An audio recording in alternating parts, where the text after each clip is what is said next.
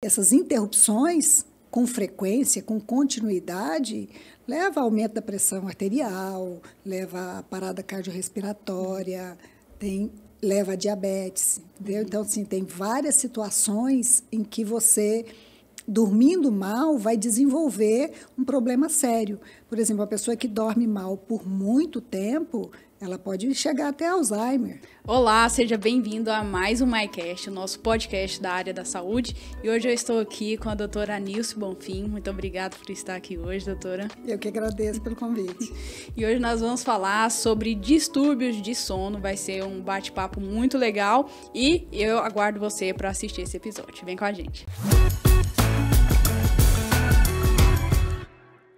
Obrigada, Nilce, por você estar aqui hoje, ter disponibilizado um tempo para vir falar com a gente sobre essa temática tão importante que abrange tantas pessoas, acaba interferindo na vida de tantas pessoas, né? Sim. Que são as questões dos distúrbios de sono, as alterações. Mas eu gostaria que você falasse um pouquinho sobre a sua trajetória acadêmica, sua área de atuação, resume um pouquinho para a gente sobre o seu trabalho e os seus estudos. Então, eu comecei em Bauru com ortodontia e ortopedia facial há muitos anos, depois fiz DTM, dor orofacial, que abrange muito hoje com dores, com bruxismo, e fiz em 2010 capacitação em distúrbio do sono, ronco e apneia. E desde lá eu trabalho muito interrelacionando os três, porque dor e sono tem um link muito grande.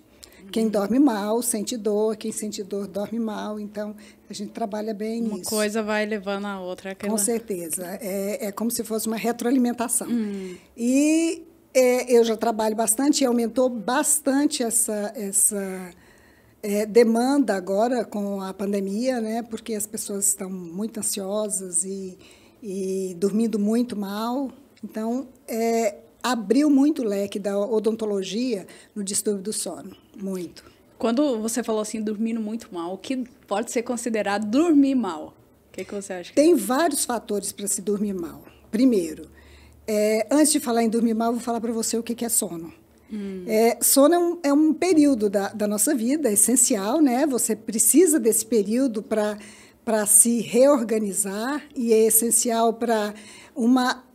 É como se você fizesse uma varredura, o cérebro faz uma varredura, é feita uma varredura durante a noite, porque antigamente se achava que enquanto dormia, a pessoa estava adormecida, não acontecia nada no organismo. E muito pelo contrário, hoje você dorme, acontece uma varredura no cérebro, e as toxinas que são produzidas pelo cérebro durante a noite, elas são eliminadas durante o sono. É como se fosse um carro que você leva para uma mecânica para poder fazer essa manutenção. E a manutenção do nosso cérebro, que é feito durante a noite. Durante a noite, o sono é fundamental para o descanso do sistema cardiorrespiratório, do sistema cardiovascular. Então, durante o sono, há uma diminuição da frequência cardíaca, há uma diminuição da pressão arterial. É fundamental também esse descanso para o sistema nervoso central, para você ter uma maior fixação, uma melhor memória. Então, tudo isso é alterado se você não tem uma boa noite de sono. E quando você não tem uma boa noite de sono, você tem, durante o dia, sonolência excessiva. A produtividade fica tudo afetado. Muito. A sua memória fica bem afetada. Por exemplo, uma criança que não dorme bem, a fixação, a sedimentação do que ela aprendeu durante o dia cai pela metade. Então, assim, é imprescindível o sono. Então, eu acho bem interessante isso que você falou de uma coisa retroalimentar a outra. Por exemplo, pessoa que não dorme sente mais dor, uma propensão maior à dor. E uma pessoa que tem maior dor, normalmente tem dificuldade de dormir, né? Eu tenho um problema, uma dor neurológica. E uma das primeiras coisas que foi tratada foi justamente o sono. Ele falou assim, vai ter que tomar um remedinho para dormir, para a gente diminuir a intensidade de dor, né? É tão interessante como as coisas estão interligadas. Existe a medicação e há dois tipos de medicação. Um indutor do sono, né, que leva você a dormir, e um mantenedor do sono, que faz você permanecer dormindo o tempo necessário para esse sono. E é muito importante isso. Qual seria, assim, a gente já indo para outro assunto, mas qual seria, assim, a diferença deles, assim? Então, Antes de medicação, normalmente quem prescreve medicação, eu prescrevo também, mas não é o meu primeiro plano de tratamento. Prescrição de medicação é plano de tratamento médico, né? Então, antes de prescrever uma medicação, tem várias atuações que a gente pode fazer, uma higiene do sono, uma adaptação, um controle da sua alimentação, a indicação, a prescrição de uma atividade física que seja prazerosa, porque às vezes você vai num médico ou num odontólogo e indica para você, você precisa fazer uma academia. A pessoa odeia academia. Odeia academia, não vai fazer bem para você. Não, e não faz bem, porque a atividade física prazerosa destrava substâncias no cérebro que é muito importante para você. Então, não é qualquer exercício físico assim que vai. Tem o perfil certo para atividade física que o prazer em fazer já abre outras substâncias, já permite a produção de outros tipos de hormônio no cérebro em maior quantidade. Que legal. Você falou aí sobre a parte de uma higiene do sono. Você até trouxe aqui um panfletinho. Eu achei muito interessante. Quais são os hábitos que ajudam e o que é essa higiene do sono? Então, a higiene do sono vai muito além desse panfletinho. Primeiro, você precisa, faz parte da higiene do sono, atividade física prazerosa, isso faz parte disso. Uma alimentação, por exemplo, se você se alimenta fica um tempo longo sem se alimentar e alimenta de uma comida pesada à noite, você vai, consequentemente, dormir mal. Se você toma muito líquido, você, consequentemente, vai acordar várias vezes para ir ao banheiro. É o que acontece comigo. E você vai ter o sono interrompido. Então, normalmente, o que a gente indica? Toma bastante água de manhã, vai diminuindo no decorrer do tempo, do dia, e por volta das 7, 8 horas já não toma muito líquido, toma o suficiente só para molhar a boca, mas não toma uma quantidade excessiva, porque senão você vai dormir de bexiga cheia, né? Vai ter que acordar. E vai ter que acordar para ir ao banheiro. E aí entra num processo de distúrbio do sono, que é o sono interrompido, né? Esse acordar. E aí faz seu sono não ficar... Não chega o ciclo completo. E você interrompe muito o sono. E a qualidade desse ciclo, de tempo de que você fica em cada fase desse ciclo do sono, é muito importante. Então, você falou das fases do sono, né? Quais são as fases do sono? Então, tem umas fases, sim. Quando você deita, você entra na fase que a gente chama, são 4 fases, o sono. Eu só ouço as pessoas falando assim, sono REM. Sono REM tem, o sono REM é uma das... Só ouço isso, mas o pessoal pula todo o resto, né? Tem a fase N1, que é a fase de passando da vigília para o início do sono. Você deita, isso leva de 1 a 5% do seu sono, do tempo de sono, tempo total de sono, que é a noite de sono dormida, e você está começando a relaxar, começando a entrar no sono, mas você ainda percebe movimento. Aquela sonolência. Se alguém entrar no quarto, você ainda percebe. Essa é a fase N1. No N2, que é a fase onde a gente fica mais tempo dormindo, que é de 45% a 50% do tempo total de sono da noite, nessa fase há um aprofundamento do sono, um relaxamento, e a musculatura começa a relaxar, a temperatura do corpo começa a baixar, e aí você entra numa fase que é chamada de N3, ou ondas lentas, onde o cérebro começa a fazer essa varredura para fazer a drenagem das toxinas. Só no N3 que começa a acontecer isso. Okay. Mas antes disso é um preparo, né? Para esse aprofundamento do sono. E você começa a fazer a diminuição da temperatura, se diminui a pressão arterial, diminui a frequência cardíaca, a musculatura já começa, o tônus dela a relaxar. E isso é importante para o sistema nervoso central, esse relaxamento, para todo o seu organismo. Com isso, acontece o descanso, né? Você reabastece seu organismo para um novo dia que você vai viver no dia seguinte. Então, você precisa dessa retroabastecimento, né, com o sono, para você estar disposto. Normalmente, quem não dorme bem, no outro dia está sonolento, está cansado, está disperso, a concentração é baixa, a cognição é diminuída. Então, assim, a sua produtividade de vida fica deficiente, né? Aí vai do N1, aí entra N2, na 3. fase No N3, você já tem um pouquinho de preparativo para entrar na fase do sono REM, que é chamado REM por causa do Rapid Eye Movement. Se você olhar uma pessoa dormindo nessa fase, o olho fibrila. O olho está fechado, mas fibrila. Por isso que chama fase REM. É a fase em que você sonha. É a fase de maior quantidade de sonhos. Na fase N3, há uma maior sedimentação de informações. As informações nessa fase, elas sedimentam mais. As informações que teve durante o dia ali, que vai sendo sedimentada. Isso, de ensino, de leitura, de bate-papo, de conhecimento que você adquiriu durante esse dia. E na fase REM, a fase do sono, e a fase, assim, é de reabastecimento mesmo. Você se sente reabastecido para essa volta ao dia seguinte.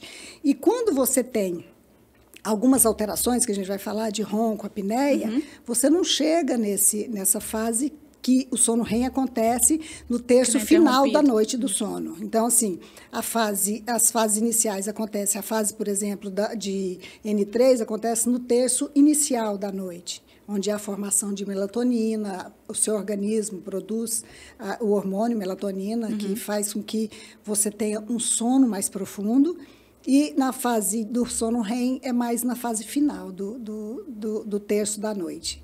E essa fase, elas todas se completam. E quando você tem essa interrupção do sono, por exemplo, e a gente vai falar um pouquinho sobre a apneia e o ronco, isso faz com que interrompa e aconteça microdespertares. E despertando, você não chega até a fase do sono REM, você retorna à fase mais superficial, que é a N2. Então, você fica sem se reabastecer, sem estar descansada. Porque você precisa desse ciclo de sono para poder descansar. Entendi. Então, é aquela coisa que a pessoa, às vezes, acorda cansada. Porque, às vezes, não chegou até o suficiente à fase do sono REM. E cada ciclo desse leva mais ou menos uns 90 minutos, e aí retoma a fase. E se você interrompe, volta também. Entendeu? Você falou assim, cada um demora mais ou menos 90 minutos. E sempre o pessoal fala que tem que dormir 8 horas por dia. Né? Pelo menos minha mãe sempre falou, mínimo 8 horas por dia, você tem que dormir 8 horas por dia. Então, o tempo de sono depende muito da faixa etária. Por exemplo, um bebezinho. Um bebê precisa de 14 a 18 horas de sono. Ele dorme normalmente 18 horas de sono. Quando é já criança, 14 horas de sono. Adolescente já precisa de umas 10, 12 horas de sono. Adulto já precisa de menos. Existem os dormidores longos e os dormidores curtos, que se sente reabastecido. Tem pessoas que se sentem reabastecido com 6 horas de não muito pouco. Menos de 6 horas é muito difícil. Aí a gente chama de privação de sono. A pessoa já entra num estágio que é deficiente, né? Que altera todo o seu dia. Agora, quando você tem um dormidor longo, você precisa de umas 8 horas de sono. E aí, quando você é dormidor curto, 6 horas de sono. Acho que eu sou longo, viu? Dorme bem. Mas aí depende. Eu preciso dessas 8 horas, pelo menos. Você precisa ter um sono, não é tempo, é qualidade também. Então, não adianta você dormir, por exemplo, dormir 12 horas é ruim para adulto. Causa problemas também. Então, você precisa dormir uma média que seja suficiente para você não ter algumas alterações durante o dia. Uma sonolência excessiva diurna, uma capacidade de cognição menor, uma capacidade de fixação menor, de atenção, entendeu? Você precisa acordar e acordar bem, acordar restaurada. Porque se dormir muito também, parece que a gente acorda com cansado, corpo né? ruim, cabeça doendo, é esse mal-estar. E tem o horário certo para você dormir e o horário ruim para você dormir. Por exemplo, se você dorme 8 horas de sono por dia, mas dorme 1 da manhã e acorda às 9, é ruim, porque a produção de melatonina se dá no início do sono, no início da noite. É por causa da exposição da luz? Então, o que produz a melatonina, ela precisa do escuro. É isso que eu ia falar, ela precisa dessa parte ela precisa da iluminação de total, falta de né? iluminação, né? E que começa a produzir o hormônio melatonina. Tem pessoas que tomam melatonina e continuam expostas televisão, a computadora, e dorme tarde, não faz todo o processo, não funciona. Então, ela está tomando...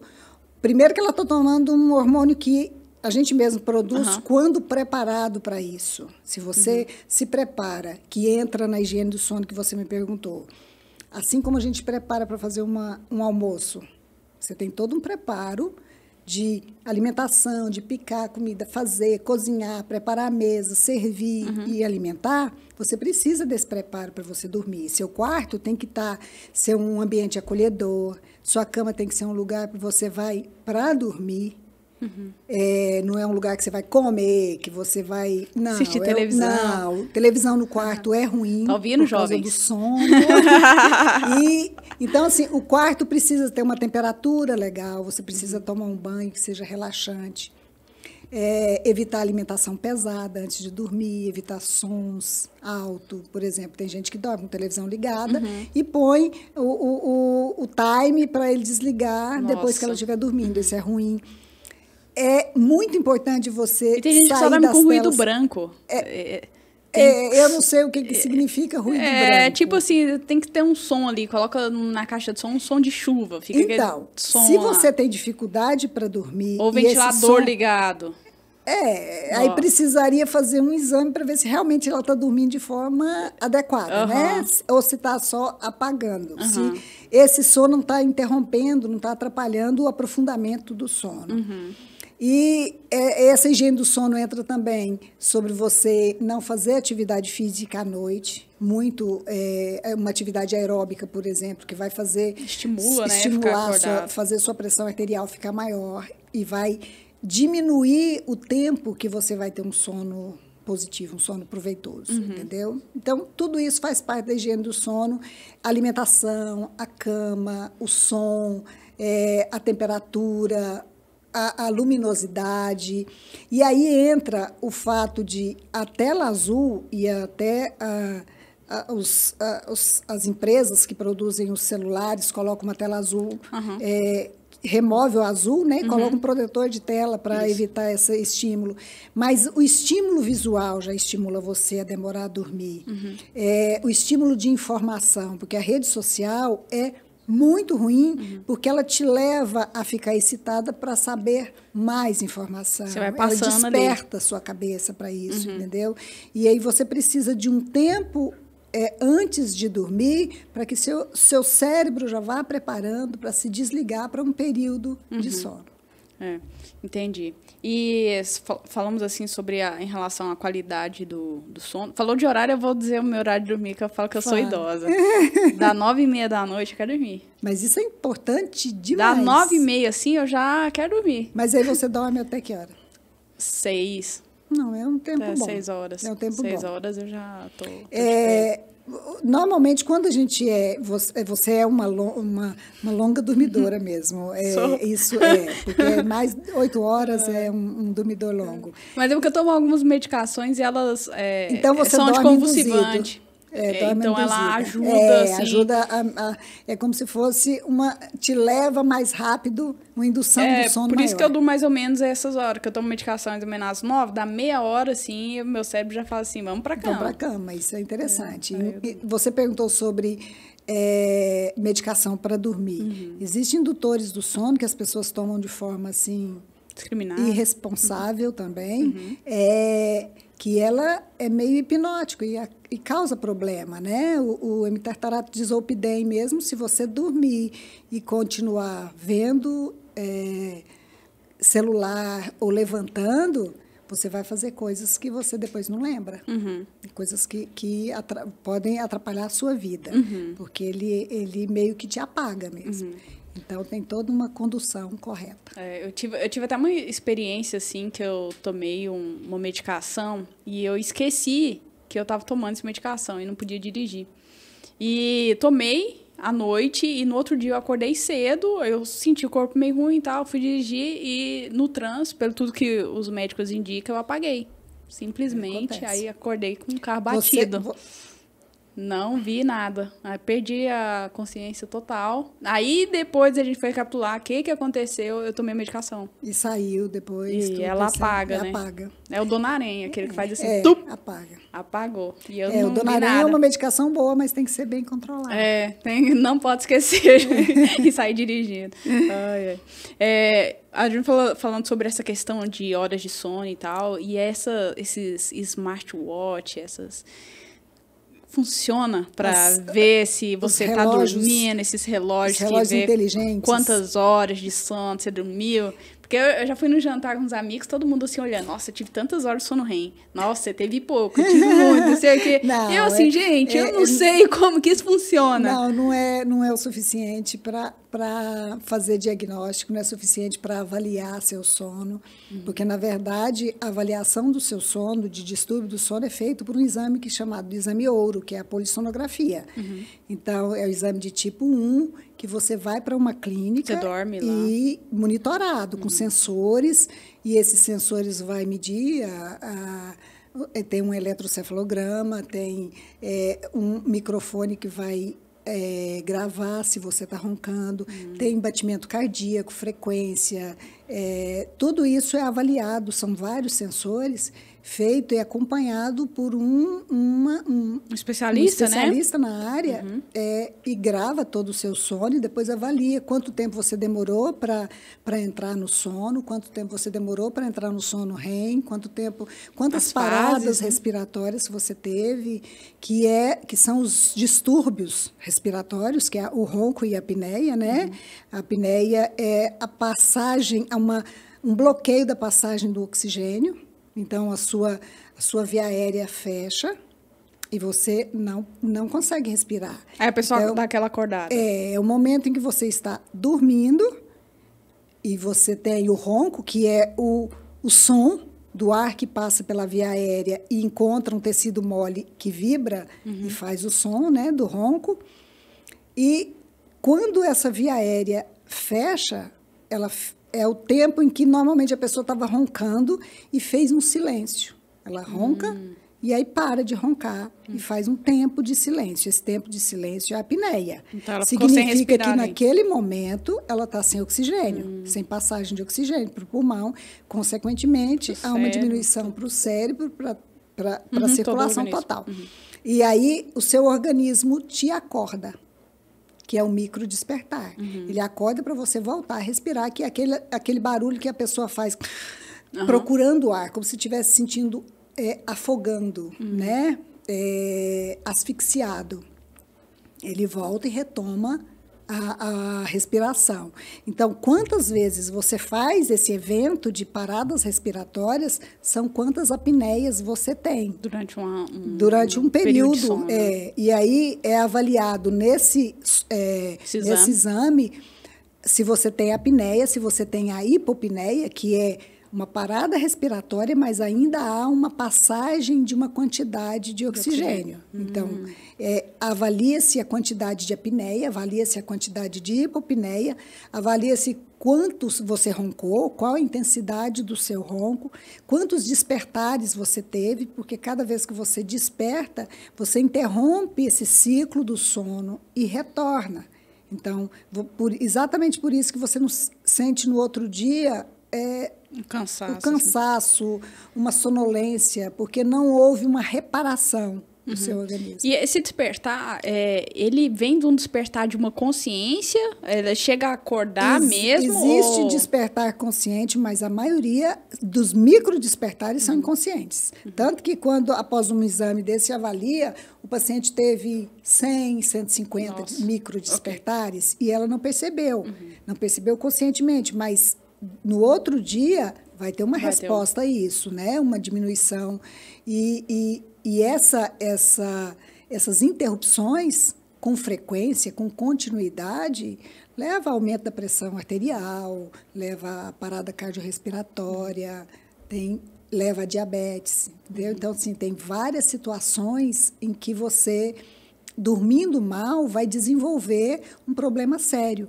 Por exemplo, a pessoa que dorme mal por muito tempo, ela pode chegar até Alzheimer. Então, assim, uma alteração grande, né, do sistema nervoso central. Vai afetando. Isso.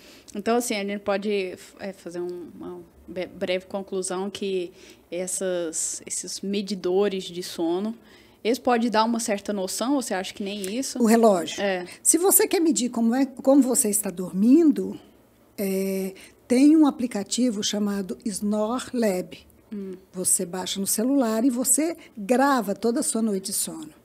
Avalia com uma precisão pequena, mas um pouquinho maior do que os relógios inteligentes. Relógio inteligente mede seus passos, mede frequência cardíaca, mas não tem essa finalidade de avaliar se você dorme bem ou se você dorme mal, porque não... É que você falou, é bem complexo, né? São várias coisas, as paradas, o ronco, tudo isso. Exatamente. E outra coisa, quando ele não mede sua frequência, sua pressão, então, às vezes você está roncando, não teve naquele momento parada nessa noite, mas na noite seguinte você vai ter várias apneias, depende muito de como foi o dia também, se teve da uma sua boa alimentação. Higiene do Exatamente. Tudo então, assim, preparado. a indicação de um travesseiro que seja adequado, a posição para dormir, que tem que ser adequado, porque existe quem apresenta distúrbio do sono, ronco posicional,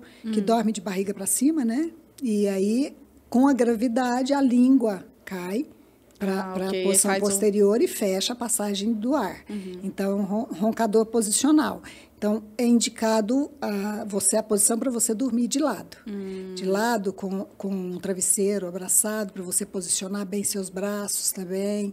Outro travesseiro entre as pernas, posicionar bem a sua lombar para não rotar. Então, a gente tem que adequar ao máximo possível uma boa noite de sono, uma posição adequada para os seus músculos estarem descansados em uma posição, porque existem pessoas que dormem de bruços, com o braço para cima, aí ele começa a desenvolver uma dor no ombro, dorme com o pescoço rotado, de bruços, ele começa a desenvolver uma bursite. E torcicolo, ele acorda com o pescoço ruim, com o pescoço duro, então precisamos, né, procurar uma posição correta para que toda a musculatura do nosso corpo como um todo seja restabelecida durante a noite, restaurado. Tem uma boa qualidade de sono. Uma boa qualidade de sono. E o distúrbio do sono, desculpa, eu te Não, tranquilo. O distúrbio do sono é um trabalho feito assim de multidisciplinaridade. Médico, fisioterapeuta, fono, odontólogos, porque cada um trabalha de uma forma. O médico trabalha com esse tratamento do distúrbio do sono, do ronco, da apneia, com o CPAP, que é um aparelho que injeta o ar positivo dentro da boca, abrindo a via aérea. O odontólogo já trabalha com um aparelho intraoral, que faz o avanço mandibular, porque a gente nem falou quais são as características de um roncador, né?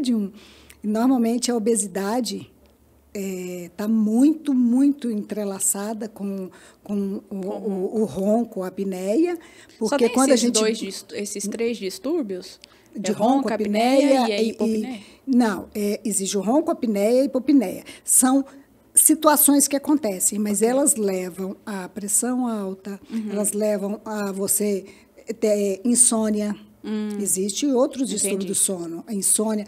Mas os causadores normalmente são esses. Então, existe a apneia também de origem do sistema nervoso central. Normalmente, se a pessoa tem alguma alteração no sistema nervoso central, pode ter o que a gente chama de apneia central, né? E aí já é corrigido, já é tratado com médico, com medicação, isso. Entendi. Então, assim, quando você tem um roncador, ou uma pessoa que tem um distúrbio do sono, que chega ao consultório, a gente olha, tem algumas características, né? A mandíbula curta, então, se a mandíbula é curta, a língua fica retroposicionada e ocupa o espaço da passagem do ar. Uma pessoa mais gordinha, porque quando a gente não engorda só o corpo, engorda o pescoço, engorda a língua, que é um músculo que engorda também, e ele crescendo ocupa mais espaço. A via aérea tem que estar desobstruída, por isso o otorrino tem uma ligação muito grande, e aí devemos estar atentos, principalmente as crianças hoje, os respiradores bucais, né, que não respira bem, e aí ele não respirando bem, ele vai dormir mal, e e vai roncar, porque tem muitas crianças que roncam. Eu ia até perguntar se tinha uma idade, assim, para fazer... Não, para avaliar? É. Então, para fazer hoje já se faz polissonografia com crianças também, mas já é uma situação em que a criança já está num quadro mais acentuado. Mas um ortodontista, o odontólogo que o acompanha, consegue, e mesmo o pediatra, encontrou uma via aérea obstruída, a criança respira pelo nariz, pela boca, tem uma narina bem diminuída e tem uma obstrução, uma hipertrofia de corneto, adenoide, amígdala hipertrofiada. Tudo isso é avaliado com um otorrino. E aí a mãe, e normalmente o pediatra faz esse encaminhamento para uma avaliação. A criança dormiu mal, dorme de boca aberta, ronca, ela precisa ser avaliada. Aí o tratamento já é outro. Já é um tratamento de avaliar as vias aéreas, avaliar a largura da cavidade bucal, porque normalmente criança respirador bucal, o arco fica atrésico, fica bem pequeno, o céu da boca fica profundo, e a língua não cabe nesse espaço, então ela acaba indo para a posição posterior e ocupa o espaço que não é dela, que é da passagem do ar. E aí a criança ronca. E uma criança que ronca é grave porque ela vai aprender a fixação, a memorização, a sedimentação do conhecimento dela vai ser muito menor do que uma criança que respira bem, muito menor. Até a capacidade dela de fazer uma atividade física é muito menor. O desenvolvimento corpóreo como um todo é bem menor. Eu, há muito tempo atrás, quando eu estava na faculdade, disseram que as olheiras, né? Uma das características. Quando você respira bucal. mal, não há uma oxigenação completa do organismo. Não é só a olheira. Tem algumas características de um respirador bucal. O pulmão é pouco desenvolvido, a caixa torácica é diminuída, o rosto alonga porque respira pela boca, a boca fica aberta, né? A capacidade pulmonar de desenvolvimento é menor, porque quando há uma respiração via nasal, há todo um preparo para o ar chegar ao pulmão de forma adequada, filtrado, aquecido. Quando respira pela boca, não, é uma outra passagem de ar totalmente diferente do que deveria, não tem o preparo. Além do que a criança de boca aberta, os dentes vão aumentar de comprimento, o rosto vai ficar maior, aí o lábio já não consegue selar, fica de boca aberta mesmo que ela tente, ela não consegue. A língua fica numa posição inadequada e todo um desequilíbrio, né? Por isso é necessário perceber que sua criança está roncando, não está dormindo bem, está rangendo os dentes, hoje é muito frequente. Por isso você casou as 3 áreas, né? O sono, a orto e também as dores. Eu acho que quando você faz uma especialidade que ainda é capacitação. A primeira prova foi feita em 2010, quando eu fiz a minha capacitação, e foi uma avaliação feita pela Associação Médica de Distúrbio do Sono, era médico e odontólogos, era uma associação só, e aí desmembrou, passou a ser uma associação médica do sono e uma associação odontológica do sono. E antes, até então, agora é capacitação, porque não é especialidade ainda, mas agora passou a ser, agora no final do ano já começa a passar a ser especialidade, o tamanho da importância do odontólogo nessa área. É uma área em que o odontólogo tem intimidade, ela tem intimidade muito grande com via aérea, com crescimento, com posição de dente, com posição de... Os sinais, né, que aparecem no rosto, como você falou, as características. Inclusive a olheira, porque a criança não dormiu bem e ela fica cansada. Alterações bucais. Exatamente. O lábio ressecado, o ar passa mais pela... A gengiva na região anterior é bem inflamada por causa da presença do ar constante, né? Entendi. E em relação ao que nós estamos falando ali, sobre essa parte do sono, tem alguma coisa que você acha que eu devia ter te perguntado e não perguntei sobre o sono ou algum distúrbio? Não, uma coisa que você fala, poxa, você devia ter perguntado alguma coisa relacionada a isso e você nem mencionou. Então, não sei. Assim, com a pandemia, houve um desequilíbrio muito grande, né? E o distúrbio do sono tem uma relação muito grande com o transtorno de ansiedade. É uma retroalimentação. A ansiedade aumenta o distúrbio do sono aumenta a ansiedade, assim como a dor. E hoje é muito importante, eu acho que todo médico, dentista, deveria estar atento à via aérea, à capacidade respiratória, tanto da sua criança quanto do adulto.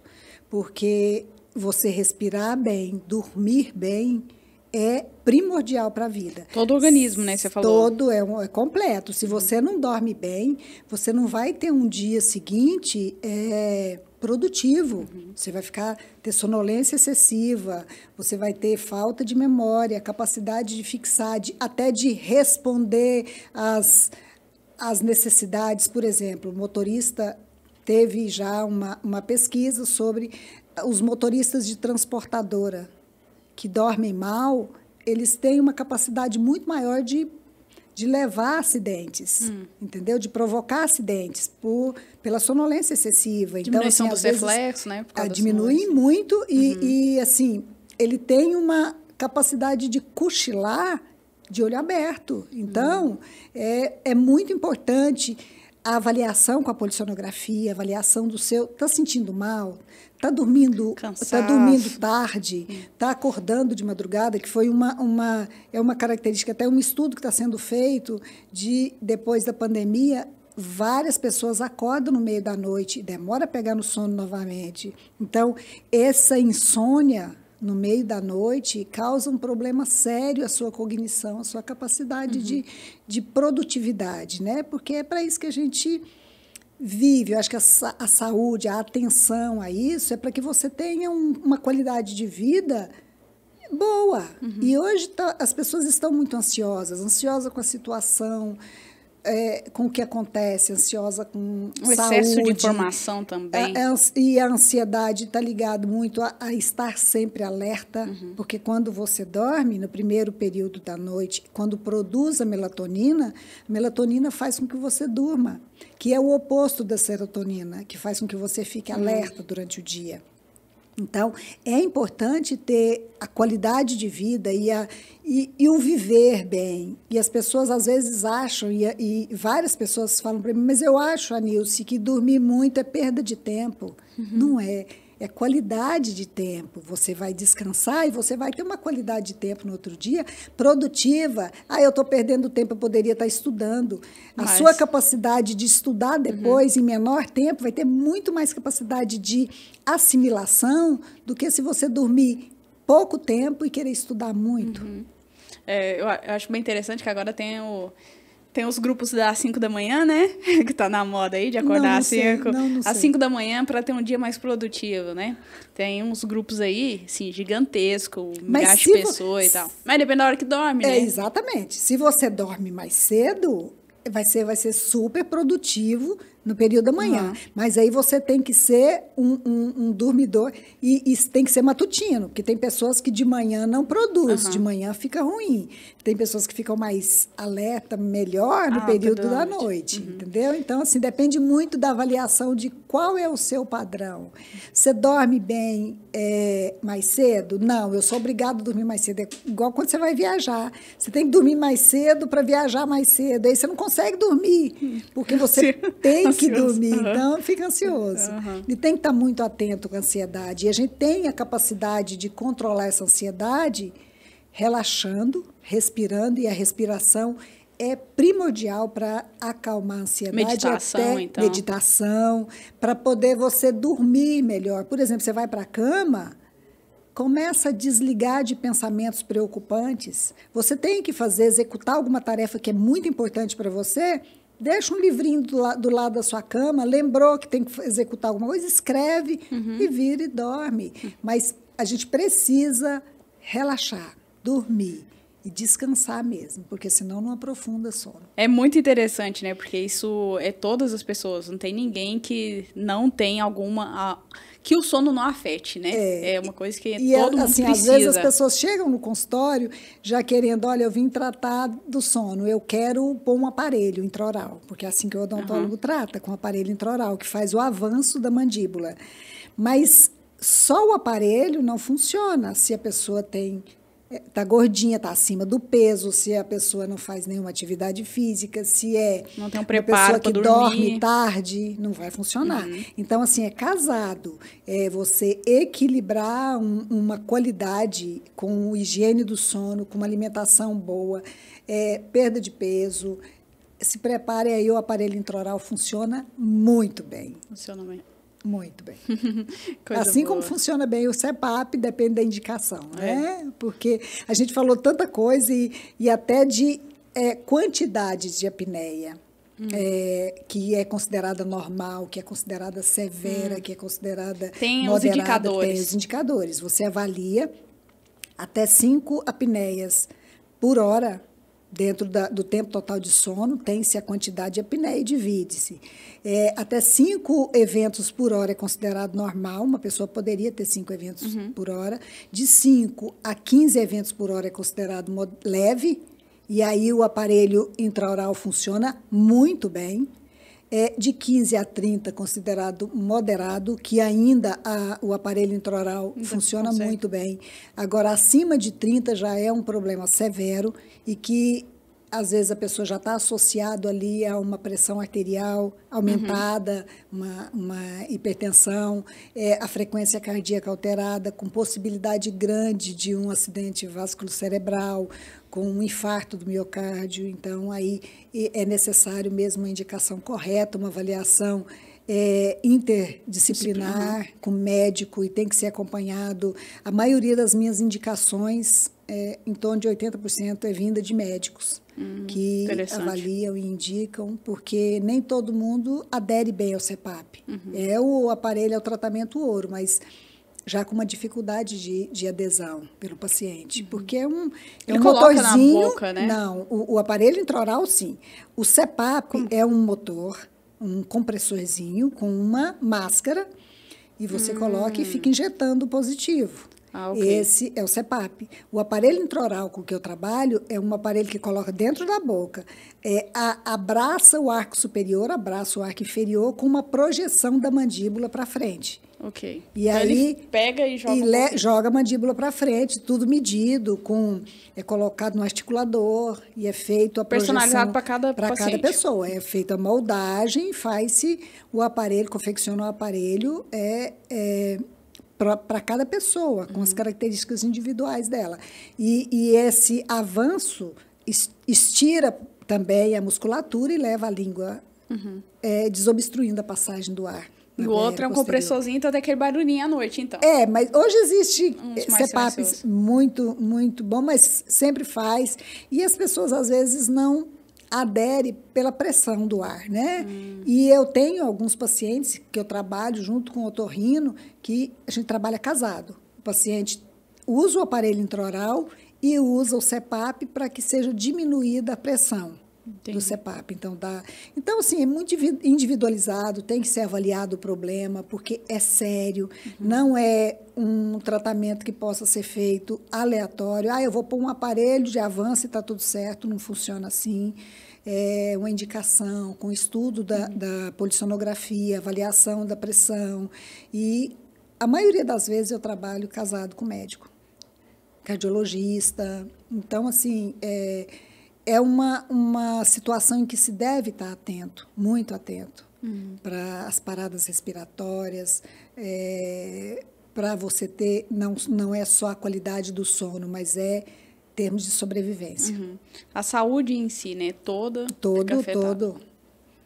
É bacana que você falou dessa parte interdisciplinar, né? Eu gosto bastante disso. Isso é trabalhado, fisioterapeuta entra muito para ajudar no fortalecimento da musculatura. Fono também, a fono. Né? E hoje tem várias pesquisas de medicação, inclusive tem nessa última pesquisa, agora semana passada, que eu estava em Bauru, sobre o estudo da melatonina, não só na indução, na qualidade do sono, mas também a melatonina trabalhando na dor. Então, assim, tem muita coisa nova. A odontologia no Brasil é muito boa. E as pessoas são estudiosas. Às vezes tem algumas limitações, mas a saúde no Brasil é bem desenvolvida. Qualidade de sono. Hoje as pessoas vivem muito preocupadas em estar bem esteticamente, preenchimento, lábio grosso, mas às vezes não respira bem. Então, assim, precisa ser avaliado como um todo. Você tem selamento labial, você está respirando bem, não adianta estar bem por fora e mais ou menos por dentro, né? Tem que estar bem como um todo. E também acaba, de certa forma, influenciando na estética, né? Porque você dorme bem, a sua musculatura fica oxigenada, a tonicidade muscular melhor, né? E a gente vai trabalhando para ficar bem até envelhecer bem. Posição para dormir, problema na associação, como, por exemplo, refluxo esofágico. Tem eu ia até fazer essa pergunta. Uma relação grande de roncador com refluxo. Quando você falou na posição de dormir lá, travesseiro, eu falei assim, será que é tipo para refluxo? Você tem que dormir mais alto pouquinho? Quando o paciente tem o distúrbio do sono associado com o refluxo, a recomendação de elevar um pouco a cabeceira da cama, não o travesseiro mais alto. Porque o travesseiro mais alto acaba te deixando numa posição muscular ruim e você pode vir. Mas ele eleva a cabeceira da cama. Minha cama é box, levanta o colchão, põe um edredom que você não esteja usando ali por baixo. Minha cama é cama de perna, arruma uns 2 toquinhos de uns 10 centímetros e coloca embaixo e eleva um pouquinho. Ajuda. Eu conheço alguém que colocou 2 livros de direito. Acontece também. Falou assim, uns livros de direito. Se não está usando os livros mais, tá tudo lá, certo. desse tamanho, deu 2 toques. O importante é as 2 pernas estarem na mesma altura, né? Vou nem mencionar nomes, para não ficar constrangedor. Anilson, muito obrigada. Eu que agradeço. Verdade. Espero que a gente possa conversar mais vezes ainda sobre esse assunto. Convidando, eu só faço. A gente vai deixar intimado aqui para a doutora Verônica vir participar com a gente, falar sobre a apneia infantil. E agora não tem como fugir, não. Tem muito assunto na apneia infantil. Tem muito assunto. Então é isso, espero que você tenha gostado do nosso episódio e se você ainda não se inscreveu no nosso canal, se inscreva aqui, se tem alguma dúvida relacionada à apneia, pode deixar aqui também nos comentários que a gente vai fazer um outro episódio explorando mais esse assunto. Então é isso, obrigado e até o próximo episódio. Eu agradeço o convite, agradeço a oportunidade de esclarecer, porque é sempre muito importante. Informação é muito importante. Muito importante. Né? A gente até fala muito sobre essa parte interdisciplinar, né? Que a MyClinic, ela é para todas as pessoas que trabalham em clínica, que é a área da saúde toda, né? Isso é muito bom. Então, é essa coisa de cada área vai agregando ali, a gente não olhar o paciente como partes, né? Não tem trabalho só, né? Sempre é complementar. Sempre complementar. Então, Nilson, muito obrigada. Prazer. Então é isso, até a próxima. Até.